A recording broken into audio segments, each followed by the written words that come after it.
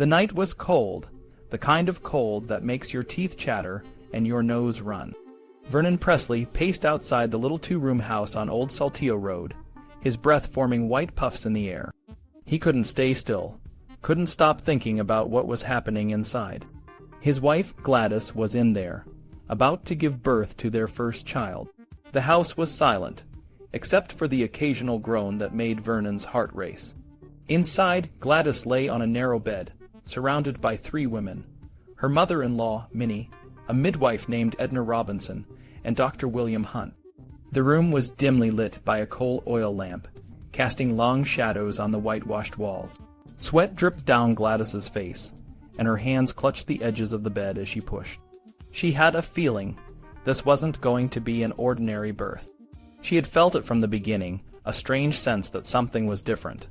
Dr. Hunt's brow furrowed as he examined her. "It's twins," he said, his voice low but urgent. "We need to be ready for both." Minnie and Edna exchanged worried glances.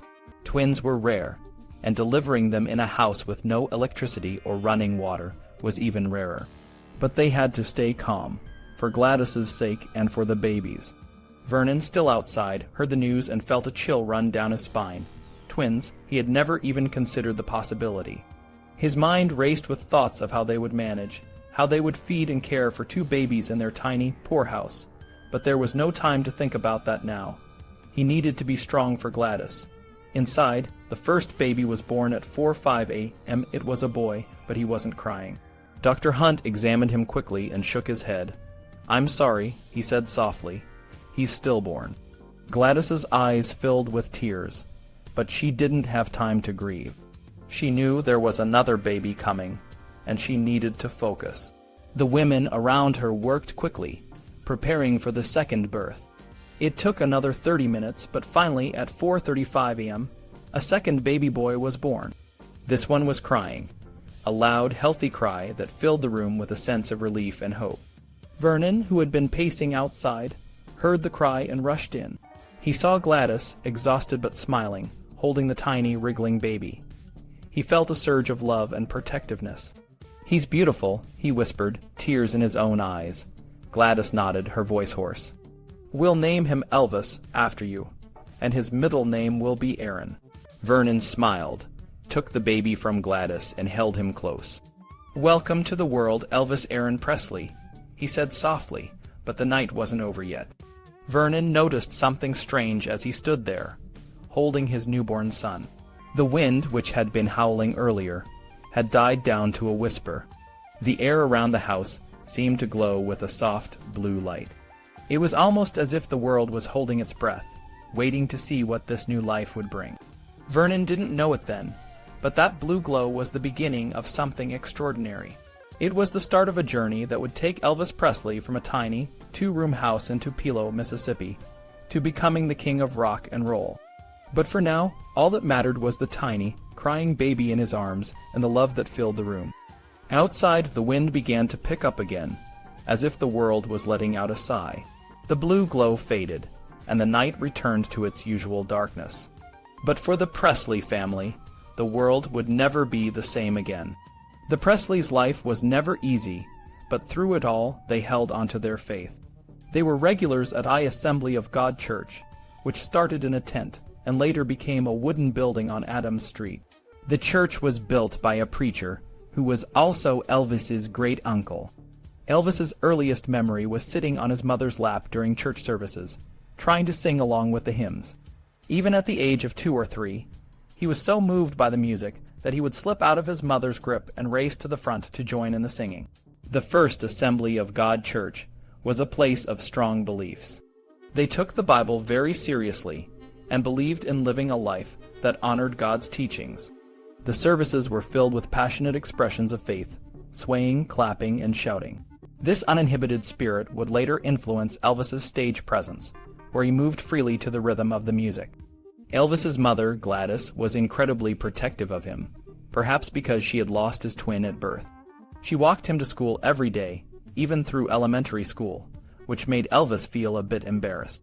Despite his shyness, he often visited the grave of his twin brother, Jesse, and felt a deep connection to him. At a young age, Elvis began to hear a voice in his head that he identified as Jesse, which guided him to be kind and understanding to others. Elvis grew up to be a gentle and caring boy. When his father, Vernon, invited him to go hunting, Elvis declined, saying didn't want to kill birds. This touched Vernon, and he respected his son's compassionate nature. For Christmas in 1940, Elvis received a red and gold tricycle. He was overjoyed and rode it around the yard for days, but one day the tricycle disappeared. When Gladys asked him about it, Elvis said he had given it away. They retrieved it once, but when it disappeared again, they let it go, seeing his generosity as a positive trait. Elvis started school in 1941 and attended East Tupelo Consolidated. He was a sweet and average student, but the large number of students intimidated him, and he sometimes stuttered. The family moved around a lot, following Vernon's job opportunities. During World War II, Vernon worked in a munitions plant in Memphis, but the family couldn't join him due to housing issues. They only saw each other on weekends. After the war ended in 1945, Vernon returned to Tupelo and bought a house on Berry Street. Elvis, influenced by his father's role as a deacon, committed his life to Jesus and was baptized. Vernon was generally quiet and reserved, which sometimes made him seem antisocial. However, he had a dry wit that Elvis would later inherit. Gladys, on the other hand, was cheerful and outgoing, always putting her son first. The Presleys were known to sleepwalk, especially Elvis. One night he wandered out of the house in just his underwear, and a neighbor had to wake him up. This fear of sleepwalking followed him into adulthood, and he often slept with his parents to avoid embarrassing or dangerous situations. Music was a constant in Elvis's life. He was inspired by a local radio personality named Mississippi Slim, who played guitar and hosted a show called Singin' and Pickin' Hillbilly. At the age of 8, Elvis sang on the show with Slim's accompaniment. Though Slim thought Elvis did well, he also noted that the boy couldn't keep time. Elvis's first big break came in 1945, when he was picked to lead the morning prayer at school. After the prayer, he sang Old Shep, a song about a boy and his dog. The teacher was so impressed that she entered him in a talent contest at the Mississippi-Alabama Fair and Dairy Show. Despite his small size, Elvis climbed onto a chair to reach the microphone and sang with such emotion that he won a prize, boosting his confidence. Encouraged by his parents, Elvis got his first guitar for his 11th birthday. It was a small, inexpensive model, but he learned to play chords and began performing for the congregation at church. In 1946, the family faced financial troubles and moved to a cheaper house near the colored section of town. Elvis started 6th grade at Milam School, where he began carrying his guitar to school and singing gospel songs in the basement with his friend Billy Welch.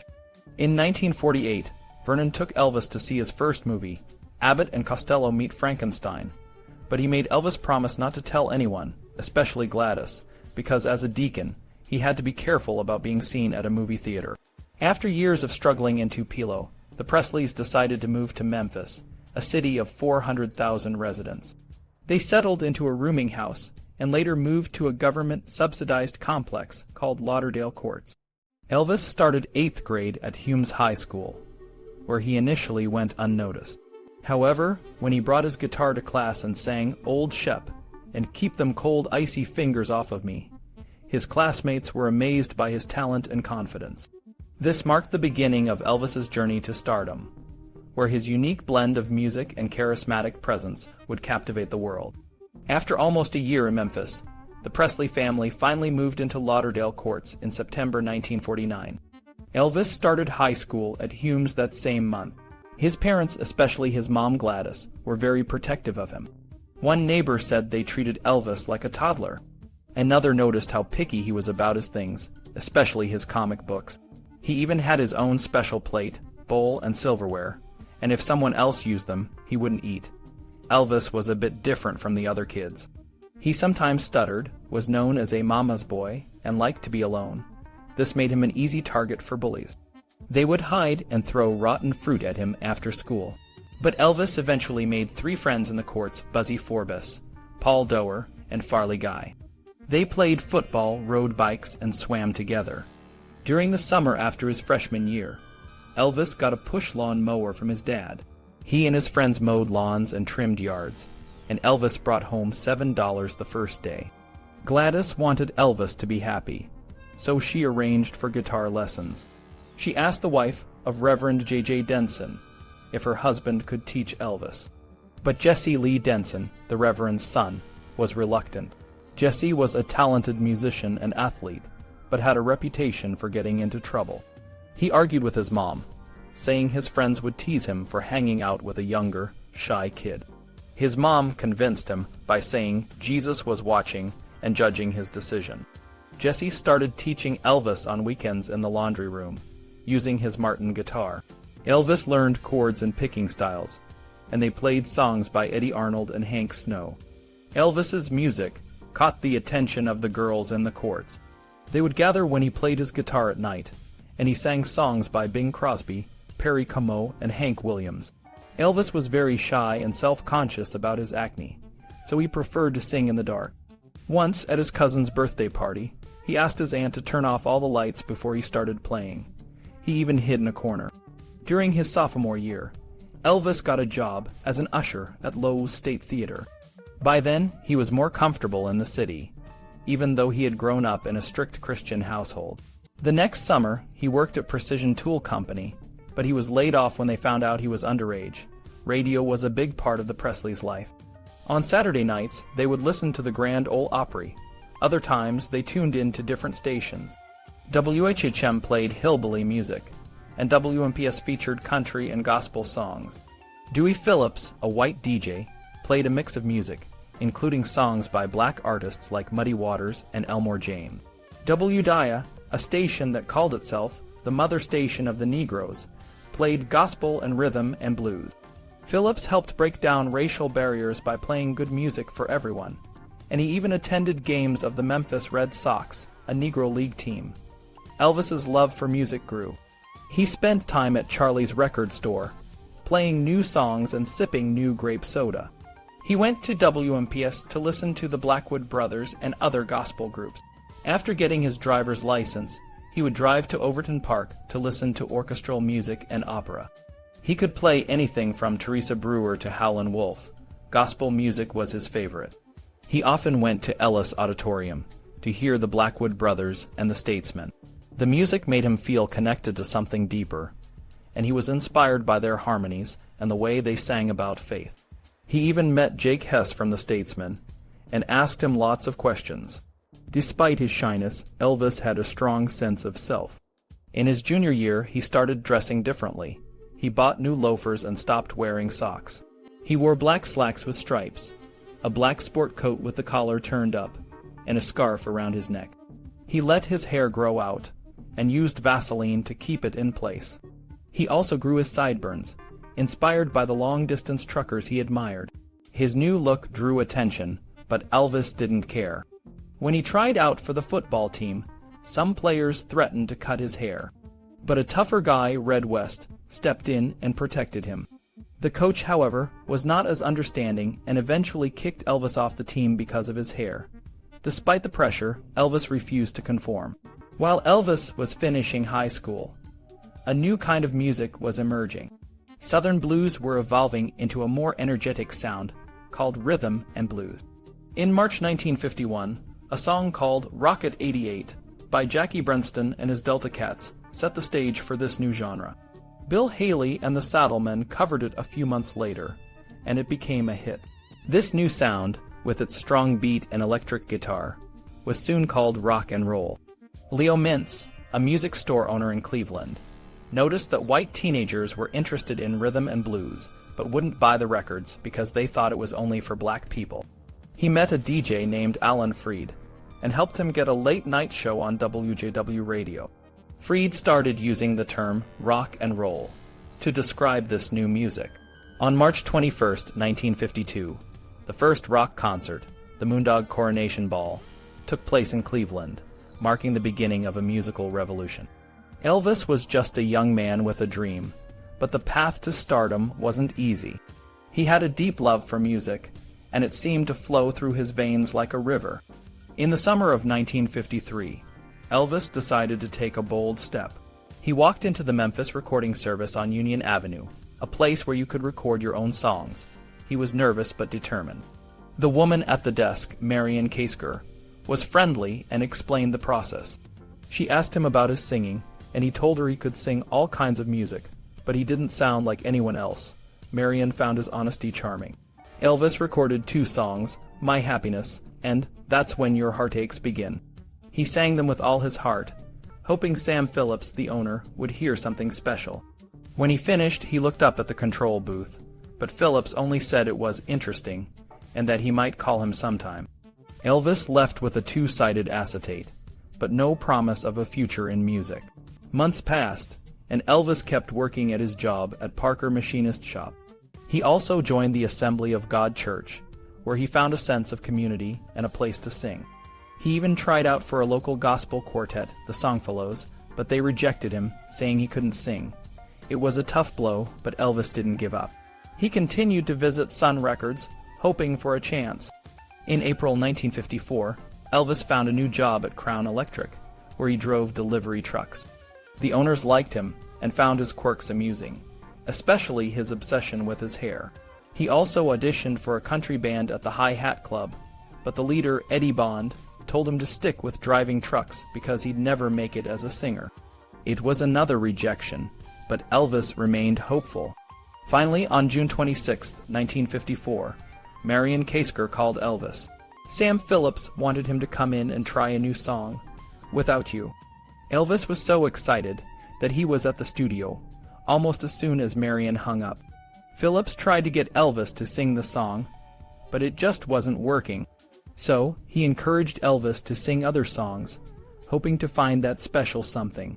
They worked for hours, and Phillips could tell that Elvis had a unique quality, but he needed to find the right song.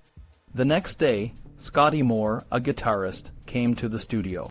Sam Phillips had told Scotty about Elvis, and suggested he give the young singer a chance.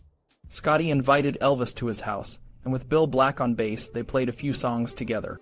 Neither Scotty nor Bill was blown away, but they agreed to meet again at Sun Records the following day, July 5, 1954. That night, the 3 of them gathered at the studio. They tried several songs, but nothing seemed to click.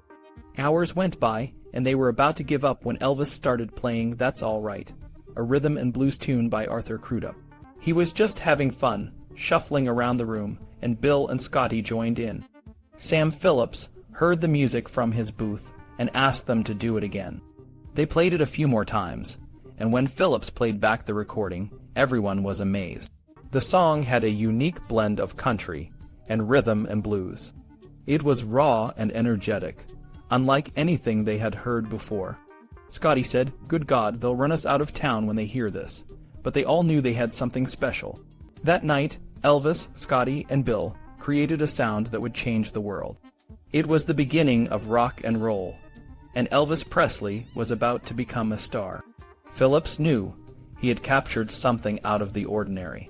He brought Elvis, Scotty, and Bill back to the studio the next night, but they couldn't recreate the magic.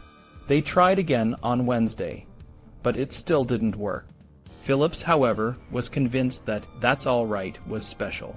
He called his friend Dewey Phillips, a DJ, to come listen to the tape. Dewey listened several times, but didn't seem overly excited. Still, Sam believed Dewey had recognized the song's potential. Dewey left around 3 a.m., saying he needed to think about it. The next morning, Dewey called back. He said the song had been on his mind all night, and he wanted 2 acetates to play on his show, Red Hot and Blue, that evening. Sam spent the day making the acetates and delivering them. He then called Elvis to tell him the news. Elvis was thrilled but also nervous. He was afraid the song might flop, making him a laughingstock in Memphis. Too anxious to listen to the radio himself, Elvis told his mother to leave the radio tuned to WHBQ and went to a movie theater to hide. The show started at 9 p.m. Around 9:30. Dewey introduced the song. Within minutes, the phone lines lit up with calls and telegrams. People wanted to hear it again. Dewey played the song over and over, receiving nearly 500 calls by the end of his 3-hour show. He played it 14 times. After the initial calls, Dewey phoned the Presley house to invite Elvis for an interview. Elvis's mother found him in the movie theater, and he drove to WHBQ panicking because he had never been interviewed before. Dewey welcomed him and reassured him, telling him he was already on a live microphone. Elvis, unaware, had been talking on air the whole time. Sam called the group back to the studio over the next few days, and they finally recorded a suitable B-side, Blue Moon of Kentucky. This song had been a hit for Bill Monroe, but Elvis and the band gave it a unique twist. Because of its country roots, they called themselves the Blue Moon Boys, and their audiences considered Blue Moon of Kentucky the aside. Sam Phillips, worried about Elvis being exploited, suggested Scotty Moore become his manager. Scotty, who had managed the Starlight Wranglers, agreed. An agreement was signed on July 12th, and Scotty started booking gigs. 5 days later, they played at the Bon Air Club, where Elvis performed his 2 songs during a show by the Starlight Wranglers. Despite his nervousness, he was well received and asked to return. Dixie Locke, Elvis's girlfriend, returned from a 2-week vacation in Florida. She had been talking about marriage before she left, and Elvis had even considered eloping. When she left, Elvis was heartbroken, but during her absence his life had changed. She received a telegram from Elvis, "Hurry home, my record is doing great." Dixie was at Overton Park on July 30th to see Elvis perform. He was terrified, but when they started "That's All Right," the crowd went wild. Elvis's leg shaking, which he did to keep time, became a sensation. The audience loved it. For Blue Moon of Kentucky, the crowd's excitement grew even more. Elvis was called back for an encore, and he performed Blue Moon of Kentucky again, this time exaggerating his movements. The crowd went crazy. Dixie was happy for Elvis, but felt a sense of loss, sensing that their relationship might be changing. In Memphis, "That's All Right" became the most played song on the radio. Sam tried to get it airplay in other cities, but some stations resisted because it didn't fit their formats. Despite this, the song's success led to more opportunities. Eddie Bond, a former bandmate, even asked if Elvis wanted to join his band again. Scotty booked more gigs around Memphis, avoiding bars and focusing on schools and community events. On September 10th, they performed at the grand opening of a new mall, and the audience, mostly teenagers, went wild. This was a turning point, showing what was to come. Sam used Elvis's success to get him booked on the Grand Ole Opry, the most revered venue in country music. On October 3rd, Elvis performed Blue Moon of Kentucky on the show. He was nervous, especially about meeting Bill Monroe, who had originally recorded the song. Monroe was gracious, and even re-recorded it in the new style. After the show, Jim Denny, the Opry's manager, advised Elvis to keep driving a truck, thinking he wasn't right for the Opry. But the appearance gave Elvis credibility, and Sam used it to get him regular gigs on the Louisiana Hayride, a popular radio show. On October 16th, Elvis debuted on the show, and the audience loved him. By the second performance, he was more relaxed, and the crowd was younger and more responsive. The trio was invited to become regulars, and they quit their jobs to focus on music full-time. Elvis's second record, Good Rockin' Tonight, came out in late September. It was a remake of a 1947 song, but with a country twist. The song was hard to categorize, fitting neither R&B nor country stations, but listeners loved it. The new genre was called rockabilly.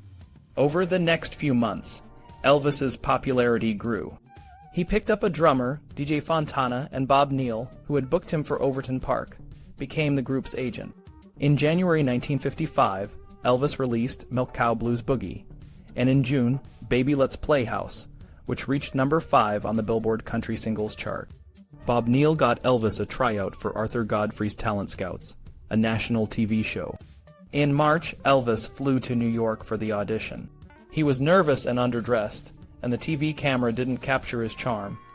He didn't make the cut, but it didn't stop him. On the road, he kept growing in popularity, often headlining shows. Elvis's friend George Klein once told him he was competing with Hank Snow and Webb Pierce, but Elvis corrected him, saying he was aiming for Bill Haley. In May 1955, as Elvis was becoming a sensation, Bill Haley's Rock Around the Clock exploded nationally, marking the beginning of the rock and roll revolution. The release of Rock Around the Clock in April 1954 didn't initially make much of a splash.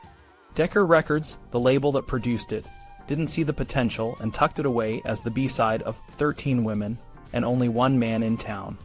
But fate had other plans. A few months later, the film Blackboard Jungle started production. It was a movie about the challenges of juvenile delinquency, and the director needed a song that could capture the spirit of rebellious youth. Glenn Ford, one of the stars, brought a stack of his son's records to the set, and Rock Around the Clock became the perfect fit. When Blackboard Jungle hit theaters in March 1955, it was the song that stole the show. Teenagers couldn't sit still during the opening credits. They jumped up and danced in the aisles. Some even went back to see the movie just to hear the song again.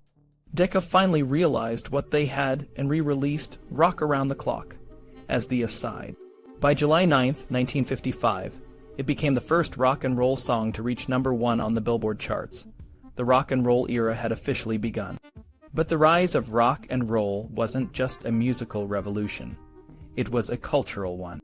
Many adults, preachers, teachers, politicians, and parents were alarmed by the raw energy and passion it unleashed. They feared it would lead to immorality and crime. In the South, there was an additional concern: the mixing of races.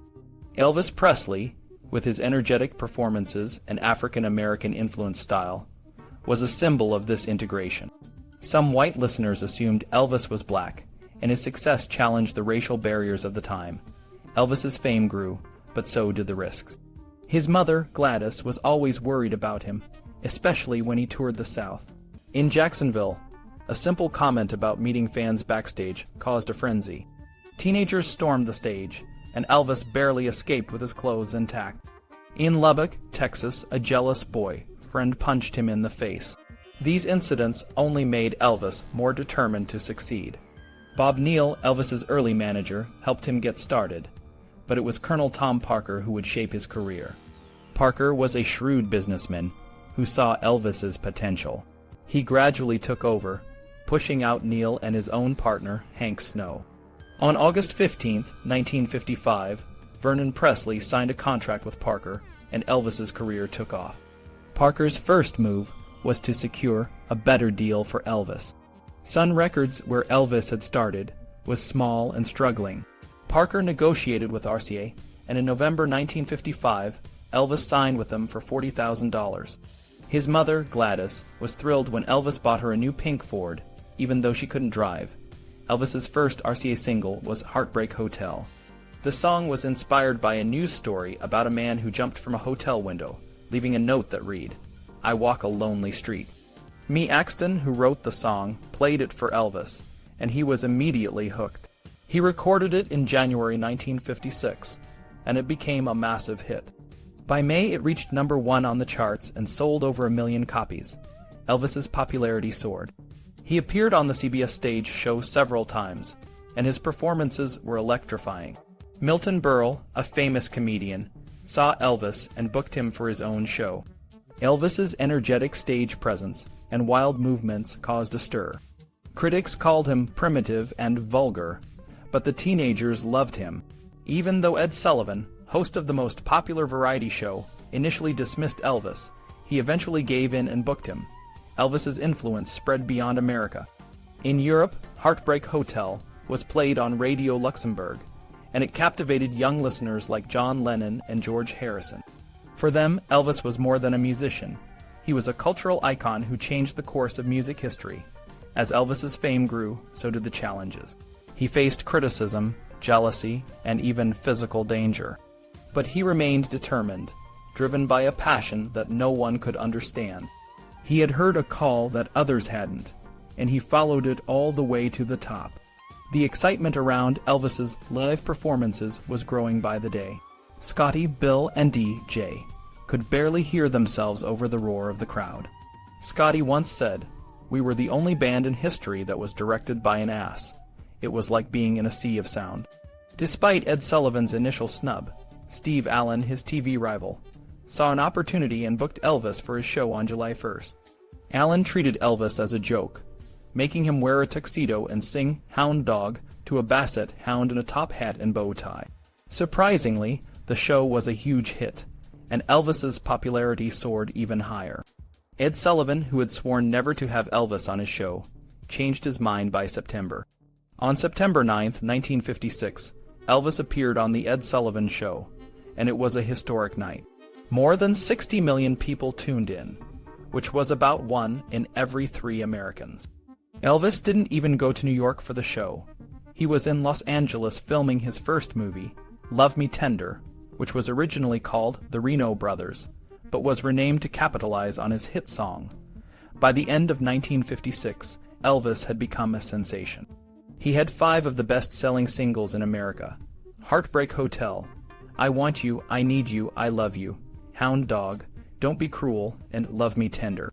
He was just 21, and his timing couldn't have been better. The post-war generation was looking for an escape from the worries of the atomic age, and Elvis's music provided that escape. His songs were a way for young people to be carefree and enjoy life. Elvis's fame continued to grow in 1957. He released 4 #1 hits: Too Much, All Shook Up, Teddy Bear, and Jailhouse Rock. He also starred in 2 movies, Loving You and Jailhouse Rock. Jailhouse Rock was about an ex-con who becomes a singer, and it gave a glimpse into the music and film industries.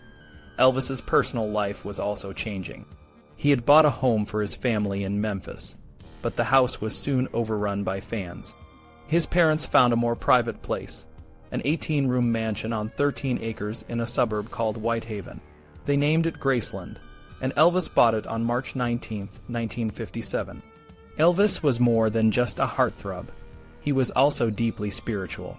Even though he couldn't attend church without causing a disturbance, his faith remained strong. On his last appearance on The Ed Sullivan Show, he sang a gospel song called Peace in the Valley. He also recorded a Christmas album with a full side dedicated to religious songs, which became the best-selling Christmas album of all time. But not everything was perfect. On December 20th, 1957, Elvis received his draft notice. He was called to serve in the Army, and his fans were devastated. Colonel Parker tried to get a deferment, but Elvis was eventually given a 60-day extension to finish filming King Creole. The movie was based on a novel by Harold Robbins, and was supposed to be a vehicle for James Dean. It was Elvis's favorite role, and showed his potential as a serious actor. Elvis reported to the draft board on March 24, 1958, and after a brief orientation, he was sent to Fort Hood, Texas, for training. Despite his fame, he wanted to be treated like any other soldier. However, Colonel Parker made sure his every move was publicized, and he was always surrounded by reporters and fans. Elvis arranged for his family to live near the base, but his mother, Gladys, was not doing well. She was suffering from health issues and depression, partly because of Elvis's frequent absences. In August 1958, Gladys's condition worsened, and she was taken back to Memphis. Elvis got emergency leave and rushed to be with her. On August 14, 1958, Gladys passed away at the age of 46. Elvis was devastated. He and his mother had a very close relationship, and her death left him grief-stricken. He returned to Fort Hood a changed man. In late September, Elvis and his unit were deployed to Germany. Thousands of fans came to see him off, and he sailed to Europe on the USS General Randall.